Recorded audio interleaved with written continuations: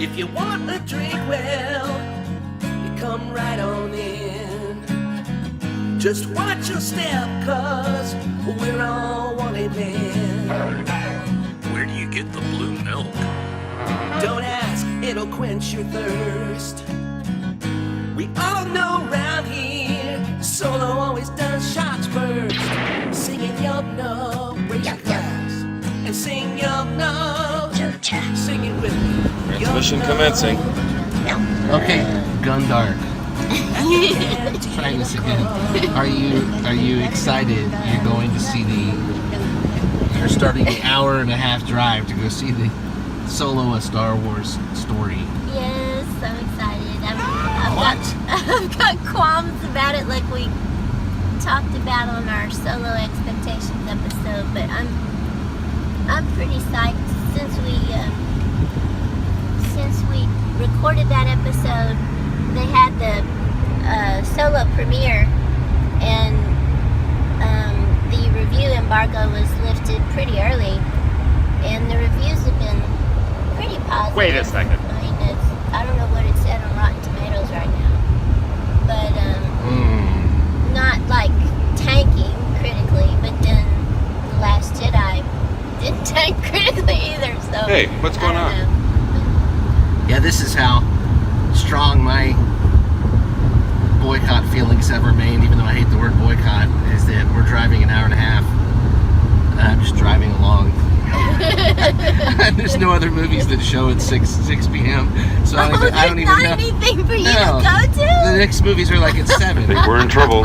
So I'm probably gonna sit there in the You theater. are truly dedicated to the club if you're coming on as a videographer rather than going to the film.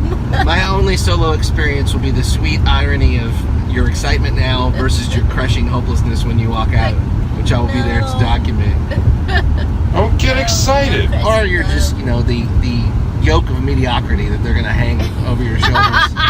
You'll drag behind you like a rotting albatross as you leave the theater. No, Grubby Luke. Yeah. I am in the Millennium Falcon now. Actually, I'm in the Stolen Imperial Shuttle. That's what this is. Oh, okay. Even I don't know about this delusion. This is the Stolen Imperial Shuttle. Yeah, my car is tricked out with a bunch of Empire paraphernalia, but then I have my co-pilot as R2-D2, so. Yeah. And what shirt are you wearing? The Han S since 1977. I don't know if you can The see Falcon. Yeah. Falcon. We'll take care of this. Which is probably appropriate for the subject matter of the movie. Yeah. Hey everybody, Corellian Trader here at the Solo premiere at Disney Springs in Orlando, Florida. The show that I'm seeing is going to start in about 3 hours, but as you can see, a lot of the festivities have already started. We have stormtroopers, we have all kinds of different characters from the movies. We have seen a couple of Boba Fett's, a couple of Jedi roaming around, various things like that. But they're going to be doing some filming over here, as you can see behind us. I'm not sure if they're going to have special guests or what's really going on, but everything's gearing up soon, and I'm super excited to see this movie. Check in with you later. Hey guys, Corellian Trader here again. I just got out of seeing Solo for the very first time. Even got my button thanks to my fiance. She asked at the ticket booth, and we got them for free. So my first initial reaction is that I love this movie. I thought it was fantastic. A lot of action from beginning to end. Doesn't really stop. I don't like this. And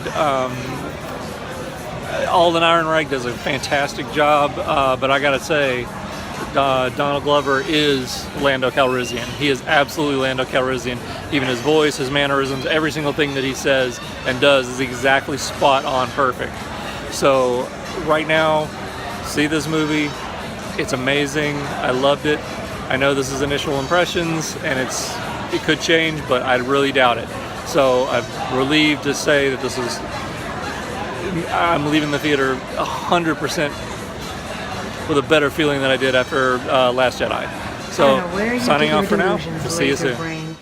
Okay. All right. Welcome, everybody, to our initial solo review episode. We're not going to talk about spoilers on this episode. Just going to talk about our feelings and kind of our knee-jerk reaction to originally seeing the film. And obviously, as you can see, Grumpy Luke has not joined us today. If you watched our solo preview show, you realize that he's decided not to watch the opening week. So hopefully we can get him to watch soon enough, and we'll get his take on everything as well. All right, so let's jump right in. So what were your initial impressions, Gundark? Let's hope we don't have a burnout. Well, I saw the movie with a group of friends. Prepare to make the jump to light speed. Diehard Star Wars fans. 7 of us, and several Nice. of them had seen the Star Wars original trilogy when they were first out in theaters, starting in 1977, and then several of them were also participants in the Cantina Club Star Wars Death Pact back in 1997, I guess it was, and when the original trilogy was finally released to theaters with all of the films out in theaters at the same time. And we all got together and saw those films together as part of a Death Pact. And so we all got together again to try to see Solo. And the response from that group was overwhelmingly positive. It's the last mistake We you'll did ever have make. one person who thought that they wanted the portrayal of young Han Solo to be a little bit darker.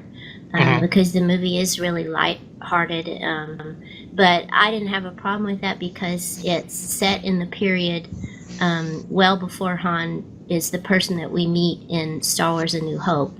So I would expect him as a young Han Solo not to quite be the cynical space pirate that he is in Star Wars: A New Hope. So I thought that portrayal was fine, but otherwise, overwhelmingly, that group of diehard Star Wars fans were really pleased with it.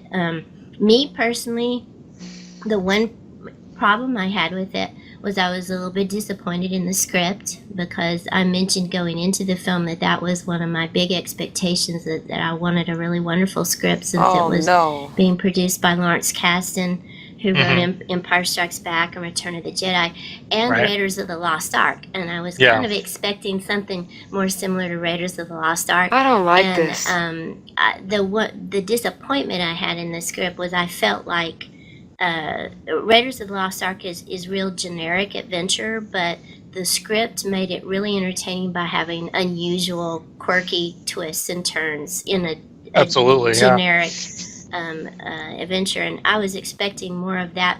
With a heist film, I thought that the heist storyline was treated a little too predictably in Solo, and I wanted a little more of the twists, the unusual twists that are needed to make a heist movie stand out from that genre. So I was a little bit disappointed in that factor of it. Yeah, fair enough. But what was your reaction to the script? The script itself, I kind of agree with you, really. I enjoyed it. I did think it was light. But in a lot of ways, I kind of like that as a kind of a counterpoint to, Last Jedi. Yeah. Because I thought that was, so heavy and so, I don't know, condensed and so dense, I guess is more of an accurate word, that I liked it. I thought it was a nice counterposition to that. And even more directly, I guess we should probably compare it to Rogue One, in that it's a standalone film set in the same timeline. And I liked it. Obviously, they're different films entirely, telling totally different stories. This is more of obviously a backstory / buddy pick in a way, heist film kind of thing. But I think that the two films kind of blend well together. Because what I took from it the most, I guess, the aesthetic was the same. I liked I love gritty Star Wars. Yeah. When it's I love gritty Star Wars better than clean Star Wars, as it were.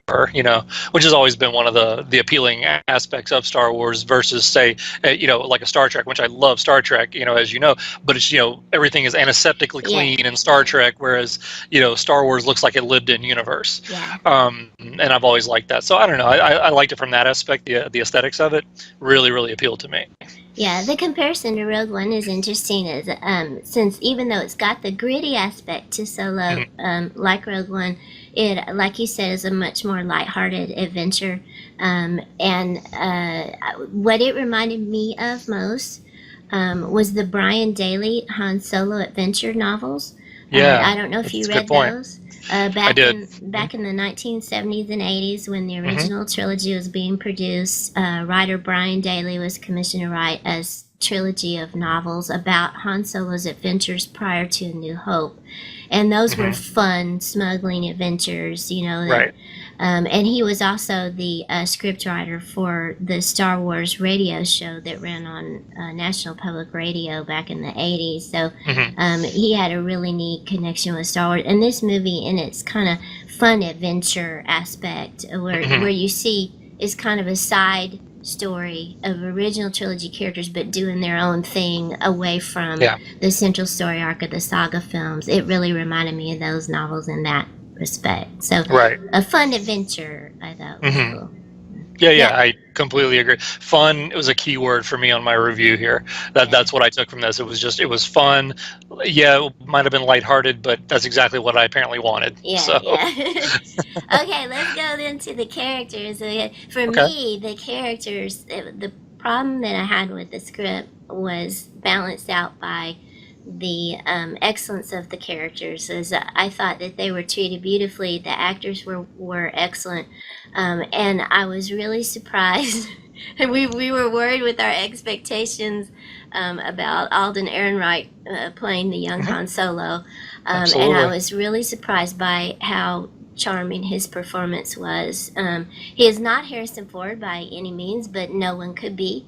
But when I was watching him, I bought him totally as a young Han Solo. I felt like I was watching young Han Solo, and his charm carried the movie for me. He had that kind of swagger and charm of Han, along with an innocence that you might expect from the character in the early days. I don't like so this. you were happy with his performance, huh? Very happy with this portrayal. And again, like you, that was one of my last hesitations, about going into this film.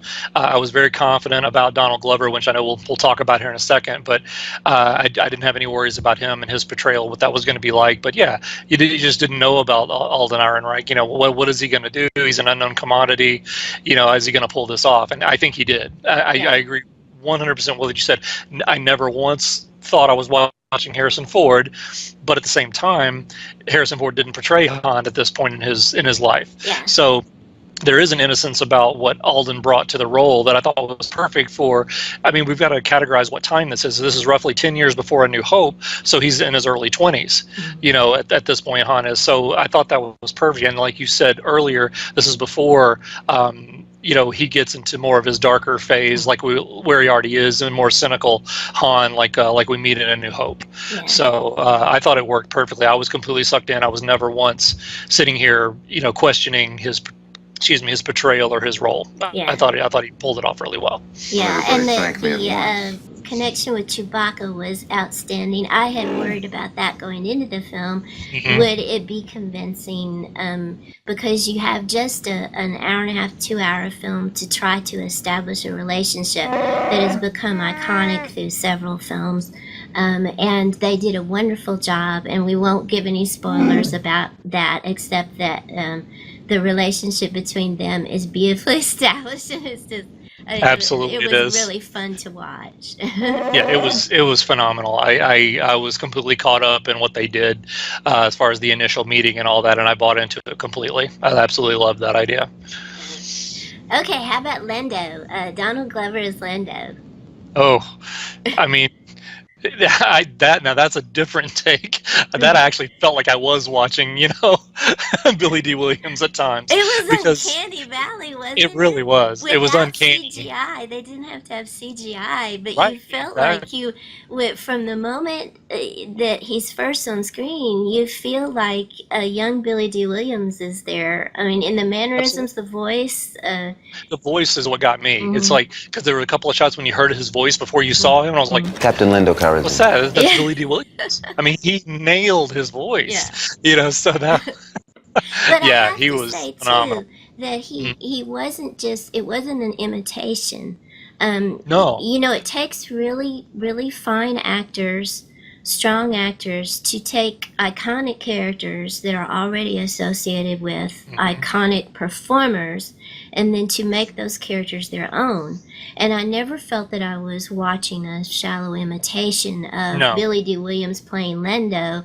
I felt like that he was channeling both the character and the actor to do, and also doing his own thing with the character. Absolutely, yeah. You run the risk of parody, when it comes to stuff like that, and you nailed it. It's iconic characters that have been established for decades, and also the iconic performers who have brought them to life. And that's nothing I would want to take on as an actor.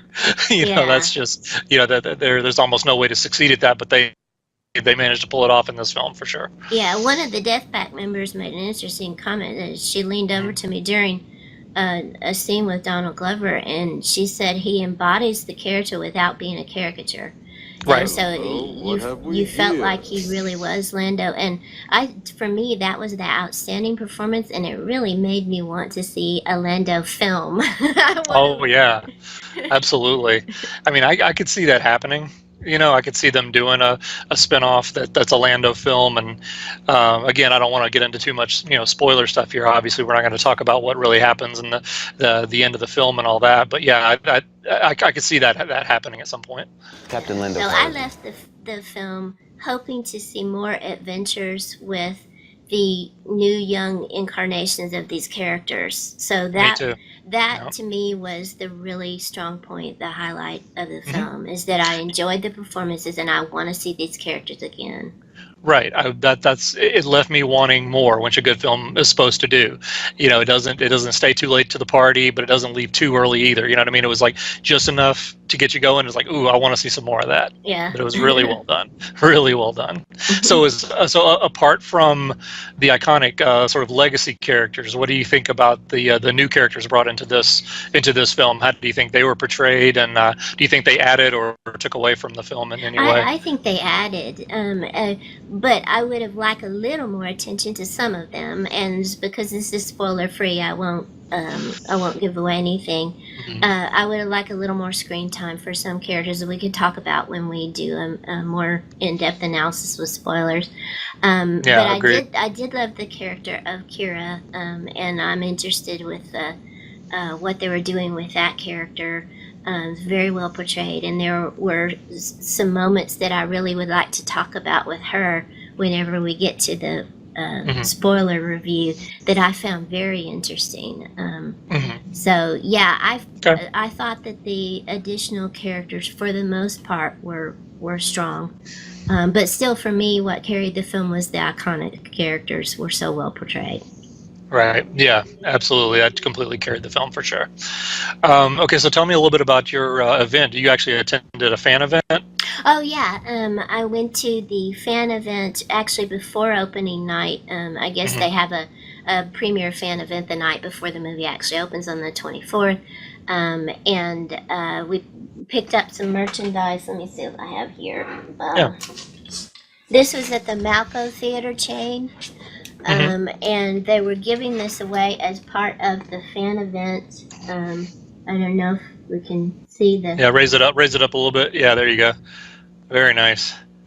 Really, I saw really those nice. at the same place I went. They were giving those out. So I actually didn't attend the fan event. We saw the showing that night, but yeah, I wasn't actually part of the fan event. But I did see people coming out with those posters. I was intensely jealous. Yeah, it was a nice theatrical poster with buttons. Very and then nice. Also, they had some. This was really cool. Now, this was stuff that you could buy at the concession stand. Oh, nice. Is a Millennium Falcon drink holder. You can put your straw in the top, and if I can get it open here, you see that. Oh, yeah. That's what it looks like on the. Oh, front. okay. So Very nice. That was really nice, and then of course the standard popcorn bucket with all the characters. Yeah, very nice. So that kind of stuff was for sale at the concession stand. Okay. What did you pick up? Well, all I really left with was this button. That's cool. Oh, I loved it. Yeah, because the thing was, I didn't see where they were giving them, and I saw everybody walking around with them. So I finally ended up just asking a couple of people, like, "Hey, where'd you get that button?" And of course, everybody asked, "Oh, I don't know. Some random person gave it to me." You're a merchandise smuggler, and you only pick up one button. That is true. Oh, and the only reason I picked it up is because my fiance, when we were leaving, she had the wherewithal to go up to the ticket counter, the ticket booth, and say, "Hey, do you guys have buttons?" The guys were like, "Yeah, sure. How many do you need?" So she got, well, we got 4 in our party, so he like slid 4 across the counter. I was like, okay. Thankfully, you got a good smuggling partner. That's I do have a good partner. So if it hadn't been for her, yeah, I may have been come home empty-handed. But well, didn't you get something else related to the movie? You pick up some other stuff. Yeah, I picked up actually a couple of the People magazine special edition here. Oh wow, cool. I picked that up a couple of days ago, and also the Entertainment Weekly special edition. That's all, it's all all about the solo film all the way through. Yeah, Entertainment Weekly always does good stuff. I didn't know People had a special version. People's got the last couple of films they've had one. I think I picked up a Rogue One, a Last Jedi, and now this one for People. But yeah, they really do a good job as well. Now, in spite of the fact that I didn't attend a fan event, of course I'm here in Orlando, so I went to see it at the Disney Theater. Mm-hmm. So they're going to do something. So they actually had it set up as though it were a red carpet event. So I still feel like I got a little bit of an event, to experience. They had cameras there. They were doing interviews. They had the 501st was there in force. I know we're probably showing while we're doing this, we're inserting some of the photos I took. A lot of selfies with stormtroopers, and I came this close to Vader, but I didn't quite get him. He was just going inside when I got over there. But it was a lot of fun beforehand, just creating an atmosphere, and it was really neat. So I'll take that instead of some of the tchotchkes, I guess. Yeah. Well, that's neat. So our overall initial experience with this film was wonderful. Absolutely. Highly recommended. And fun adventure with iconic Star Wars characters. I needed this. Yeah. Me too. I really needed this because honestly, it's sad to even have to say this, but when I walked out of the theater, I kept noticing that my first reaction was relief. Yeah. I love the movie and I thought it was fun, but I was just like, it's like, okay, it wasn't, the movie that shall not be named. No mystical energy field controls my destiny. So we'll have to see what kind of reaction we get from Grumpy Luke later if we can get him to go do it. For my dead body. Yeah, Grumpy Luke Greedo.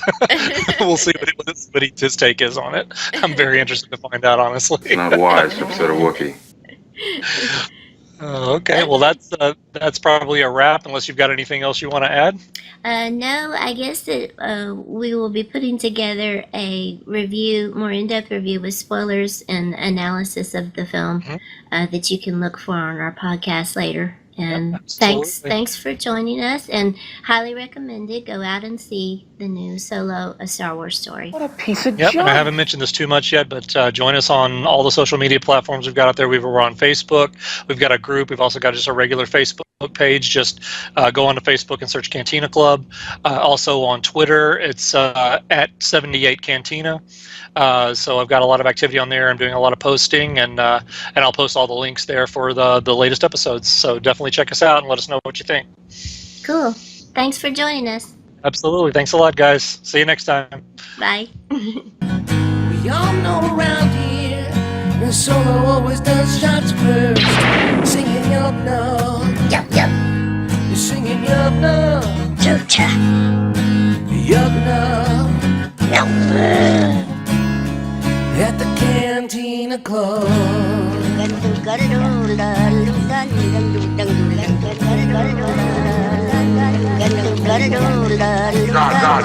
God.